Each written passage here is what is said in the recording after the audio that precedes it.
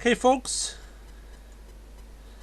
little bonus vlog for you tonight. I just watched my good friend Willow, the Blue Fairy, do poem for Lady PN or Pam, and it's one of my favourites, and I love the way she said it in a beautiful UK accent. And of course it's almost midnight over here, less than 2 hours to Christmas Day. So now, in my best Irish accent, I'm going to try this poem. It was the night before Christmas.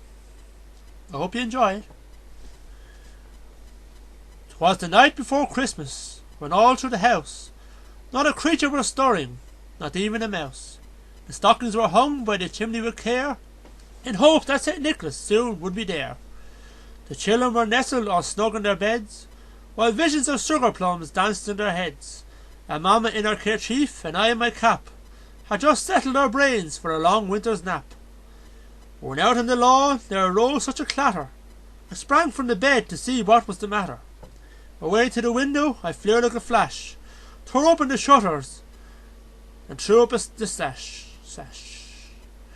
The moon on the breast of the new fallen snow gave the lustre of a midday to objects below. And what to my wondering eyes should appear but a miniature sleigh and 8 tiny reindeer. With little old driver so lively and quick, I knew in a moment it must be St. Nick. More rapid than eagles his coursers they came, and he whistled and shouted and called them by name. Now Dasher, now Dancer, now Prancer and Vixen, O Comet, O Cupid, on, Donner and Blitzen. To the top of the porch, to the top of the wall, now dash away, dash away, dash away all. As dry leaves that before the wild hurricane fly, when they meet with an obstacle mount to the sky. So up to the housetop the coursers they flew, with the sleigh full of toys, and St. Nicholas too. And then in a twinkling I heard on the roof the prancing and pawing of each little hoof. As I drew in my head and was turning around, down the chimney St. Nicholas came with a bound. He was dressed all in fur from his head to his foot, and his clothes were all tarnished with ashes and soot. A bundle of toys he had flung on his back, and he looked like a peddler just opening his pack. His eyes how they twinkled, his dimples how merry, his cheeks were like roses, his nose like a cherry. His droll little mouth was drawn up like a bow, and the beard of his chin was as white as the snow. The stump of a pipe he held tight in his teeth, and the smoke had encircled his head like a wreath. He had a broad face and a little round belly that shook when he laughed like a bowl full of jelly.